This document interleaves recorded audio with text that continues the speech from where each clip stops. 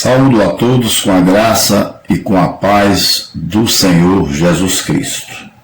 Quero, em primeiro lugar, agradecer a Deus por tudo que Ele tem feito em nossas vidas, principalmente pela minha vida, porque a salvação ela é individual.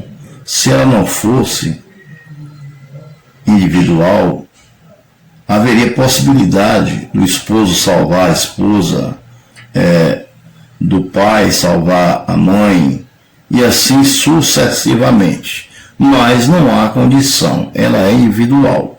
Portanto, eu agradeço a meu Deus pela sua rica salvação, pela sua rica misericórdia, né? Porque mesmo na nossa pouca força, porque ainda estamos vulneráveis ao pecado, mas na nossa pouca força, o Senhor tem nos ajudado a caminhar em direção ao alvo, em direção a Cristo, em direção ao reino de Deus, em direção à salvação, que é o que mais importa para nossas vidas. Buscai primeiro o reino do céu e sua justiça, e as demais coisas vos serão acrescentadas.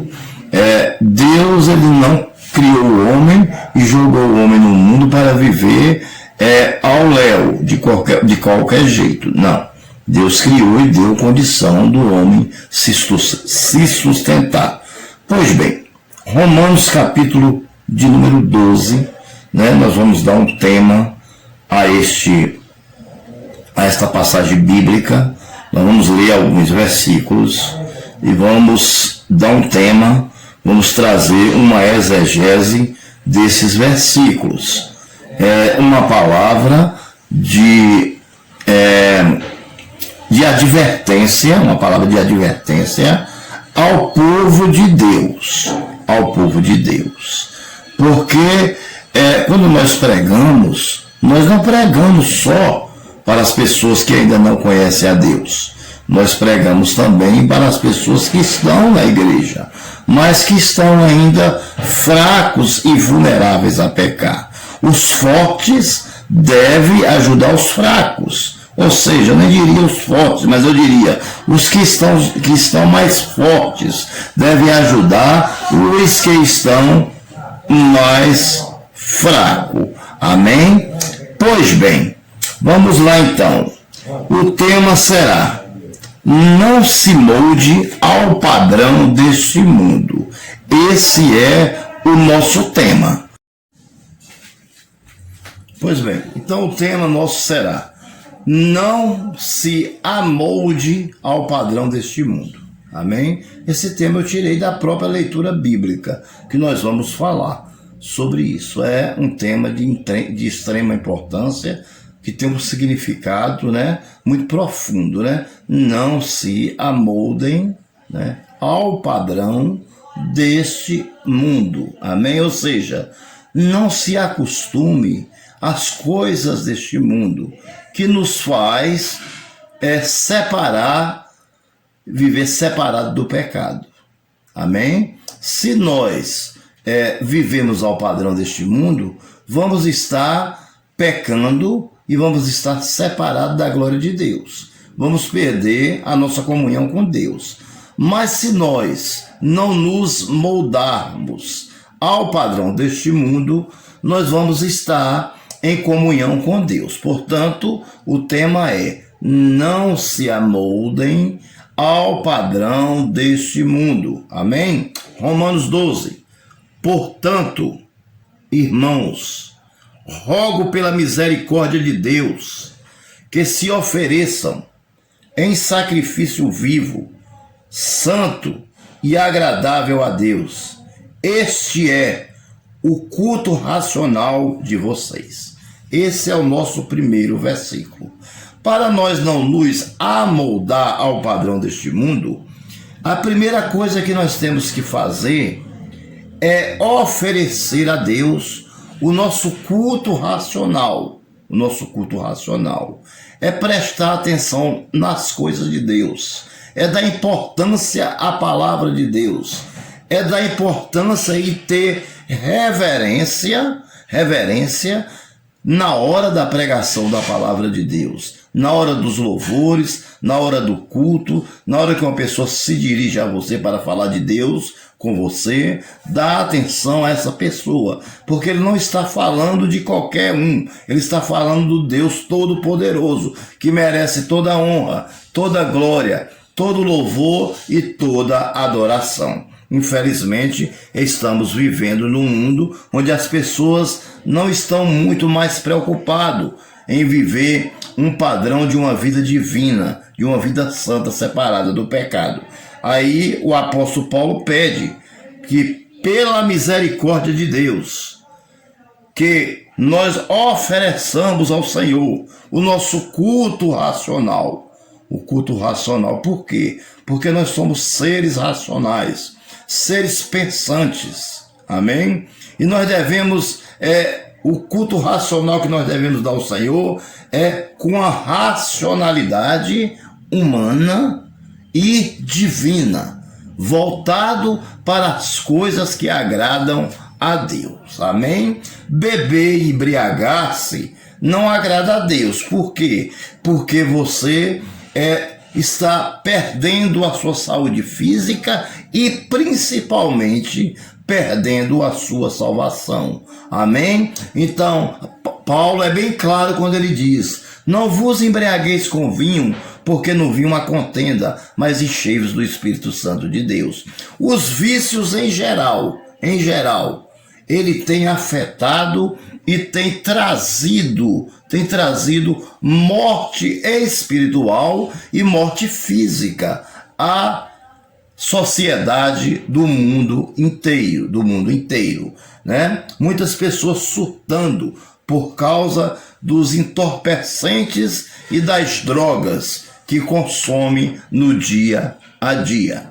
Portanto, vem aí, essa é uma das nossas primeiros conselhos que nós damos, como advertência, a não se amoldar ao padrão deste mundo. Amém? É que nós devemos oferecer a Deus o nosso culto racional. Versículo 2 diz o seguinte: não se amolde ao padrão deste mundo, mas transformem-se pela renovação da sua mente, para que seja capaz de experimentar e comprovar a boa, agradável e perfeita vontade de Deus. Então, quando você não se amolda, quando você não participa do mundo, quando você não é conivente com o pecado, quando você não se submete à vontade do diabo, mas sim à vontade de Deus, quando você não deixa a carne ser enfermada através do agir da sua mente, a sua vida ela é renovada, né? Vem uma renovação na sua vida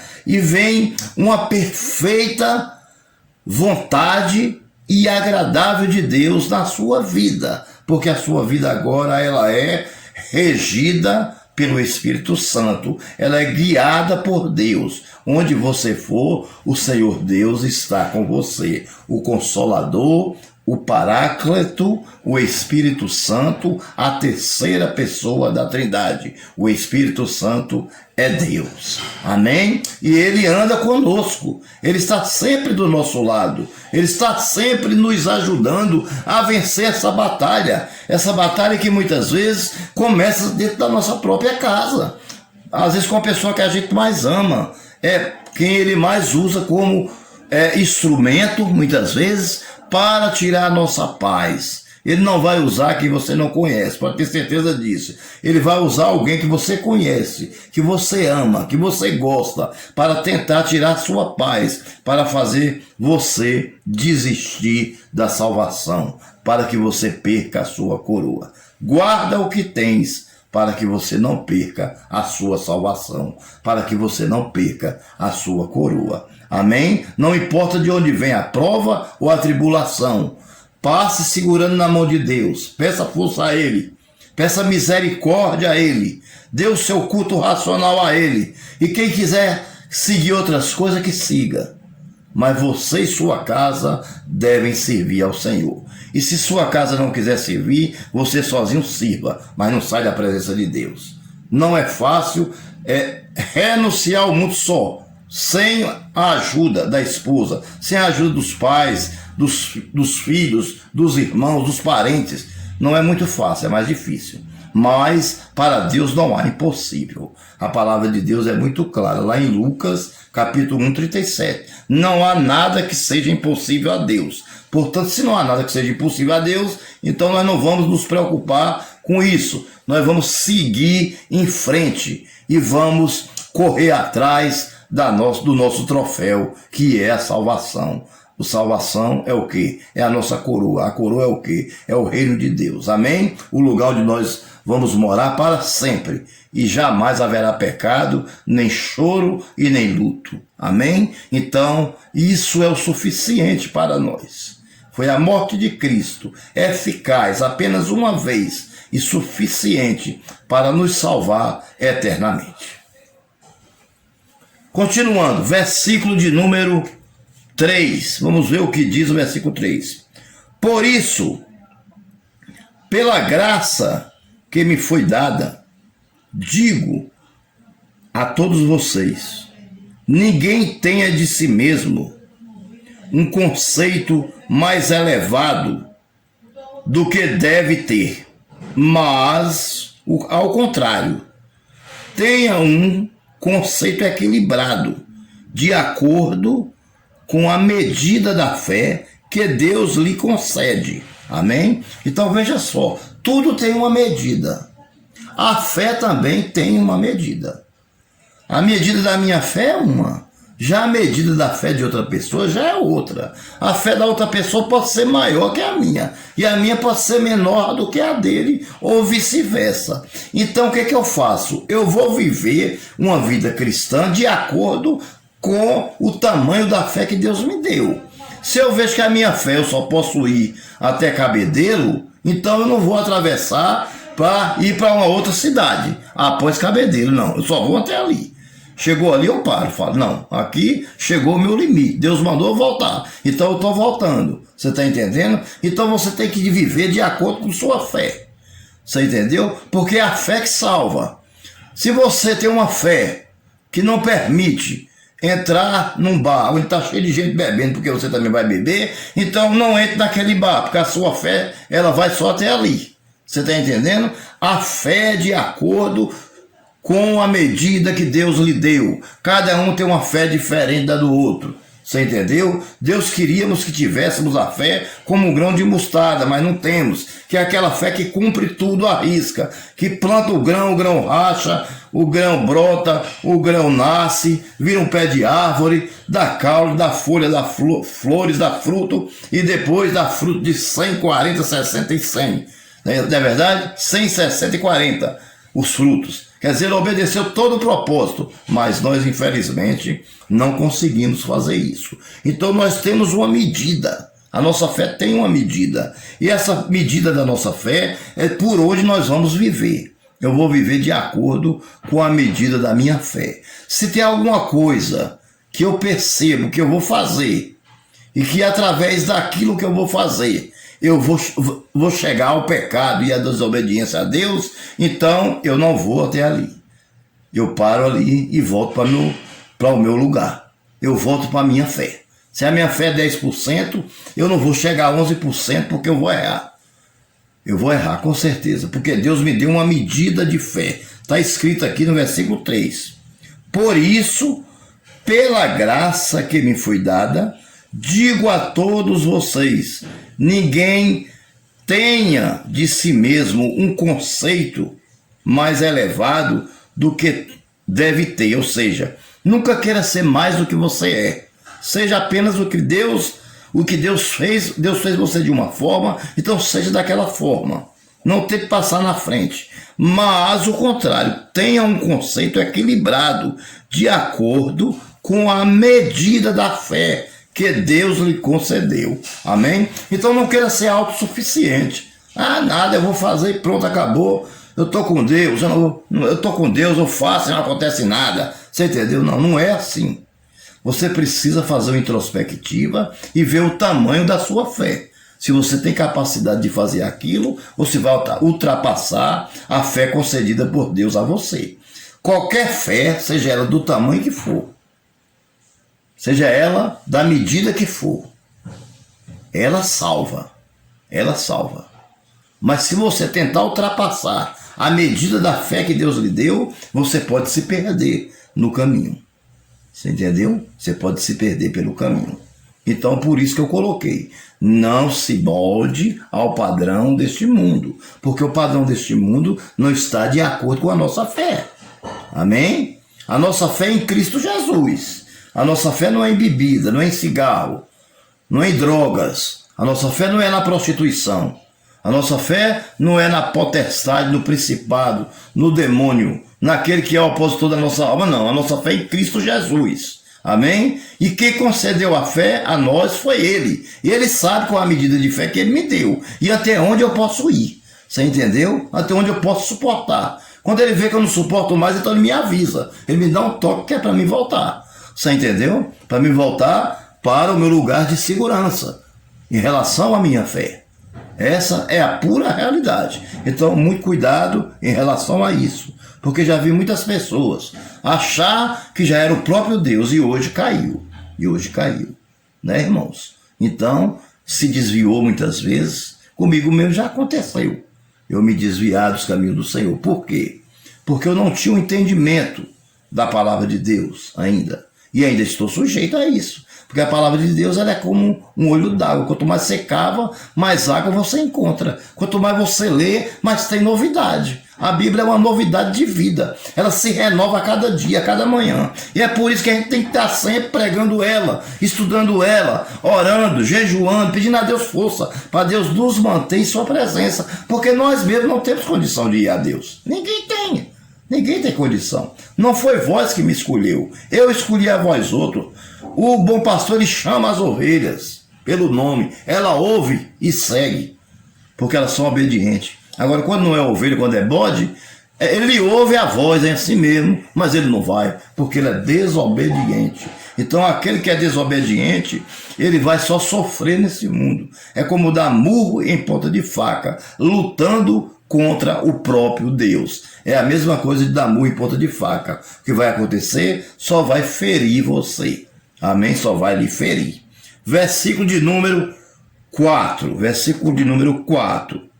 Assim como cada um de nós tem um corpo com muitos membros, e esses membros não exercem todas as mesmas funções, assim também em Cristo nós que somos muitos, formamos um corpo. E cada membro está ligado a todos os outros. Amém? Isso é uma palavra tremenda. Lá em Coríntios 12 também fala sobre isso. Então aqui ele está repetindo o versículo. Mas por que ele está repetindo esse versículo aqui? Porque ele está falando de misericórdia. Ou seja, se você vê um irmão caído, você tem que ter misericórdia dele. Orar por ele. E não criticar. Orar, dizer, Senhor, tenha misericórdia, certo? Dê a paz do Senhor a ele, mesmo vendo ele numa situação difícil, errada, mas dê a paz do Senhor e ore por ele. Tenha misericórdia daqueles 2 irmãos, ou 3, ou 4, que eu vi hoje passando, e eles nem me viram, mas eu vi. Eles estavam praticando algo errado. Tenha misericórdia, Senhor. Se for da sua denominação, você vai lá e conversa com ele. Mas se não for, ore por ele, ore por ele. Não vai criticar, não vai sair falando para todo mundo. Deus não quer isso, porque nós somos um corpo. E possa ser que alguma ovelha que faz parte desse corpo está desviada. Porque existem muitas funções dentro do corpo de Cristo. E às vezes o fardo é muito pesado e o irmão não aguentou o fardo, então o irmão, ele saiu. Não porque Deus deu aquele fardo a ele, porque Deus não dá fardo pesado a ninguém. Mas às vezes o pastor da igreja dá um fardo pesado ao irmão. Às vezes, né, o líder da instituição dá o fardo pesado. e não move um dedo para ajudar, como os fariseus. Os fariseus faziam isso. Eles lançavam o fardo pesado sobre os ombros das pessoas, mas não moviam o dedo para ajudar. Você está entendendo? Então não é bom que você acumule muito cargo em cima das pessoas. Dê um cargo a um hoje, dê outro amanhã, dê uma responsabilidade para um hoje, dê outra responsabilidade para outro amanhã, e tudo vai se equilibrando, porque você está sabendo dosar. Está sabendo dosar. Dentro da casa do Senhor tem que ser assim, tanto em relação à fé, quanto em relação à misericórdia de nós, irmãos, né? Principalmente aqueles que estão mais fortes, que socorram os que estão mais fracos. Amém? Então, todos nós fazemos parte do mesmo corpo, e a ovelha perdida nós devemos ir atrás dela. Agora, se ela não quiser vir, aí nós fizemos a nossa parte. Ela não veio porque não quis. Amém? Pois bem, vamos então para o versículo de número 5. O versículo de número 5, né? Assim também em Cristo, nós que somos muitos, formamos um corpo, e cada membro está ligado a todos os outros. 6. Temos diferentes dons, de acordo com a graça que lhe foi dada. Alguém tem o dom de profetizar, use na proporção da sua fé. Se você tem o dom de profetizar, use. Agora, na proporção da sua fé. Não é porque você tem o dom de profetizar que você vai querer exagerar. Não, eu vou sair profetizando, vou profetizar aí umas 50 igrejas, só esse mês. Aí você está indo acima daquilo que Deus lhe deu. Por quê? Porque você quer se aparecer. E Deus não quer que você apareça. Deus quer que você desapareça. E que Ele apareça, porque Ele é que é o centro das atenções. 7. Se o seu dom é de servir, sirva. Se é de ensinar, ensine. Se é de ânimo, que assim faça. Se é de contribuir, que contribua generosamente. Se é de exercer liderança, que a exerça com zelo. Se é mostrar misericórdia, que eu faça com alegria. Então a gente vai parar aqui.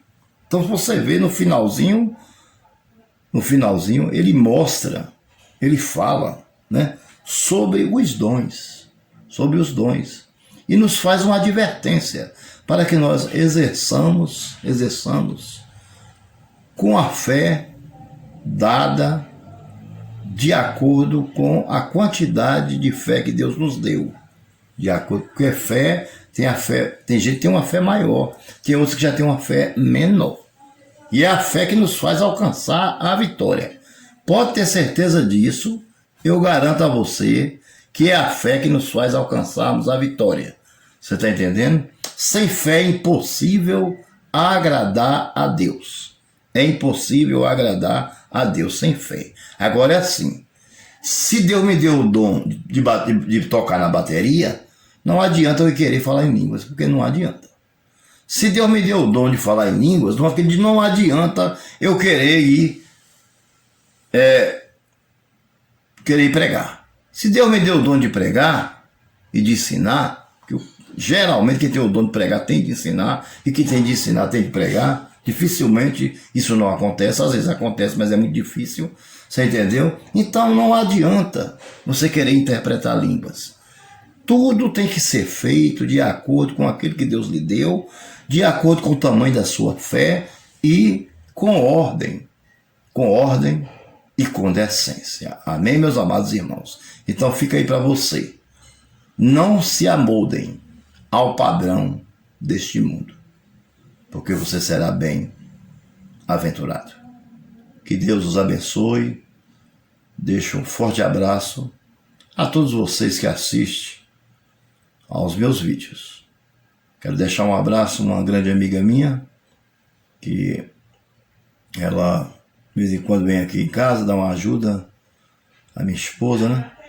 O nome dela é Cristina. Deixar também um forte abraço à enfermeira daqui de casa, Aninha, que Deus abençoe a vocês duas, né? Um grande beijo à minha esposa, né?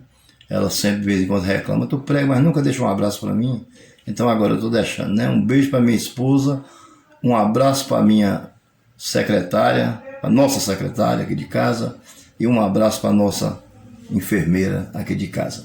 Que Deus abençoe todos eles. Que derrame ricas bênçãos, bênçãos sem medida. Até o nosso próximo vídeo.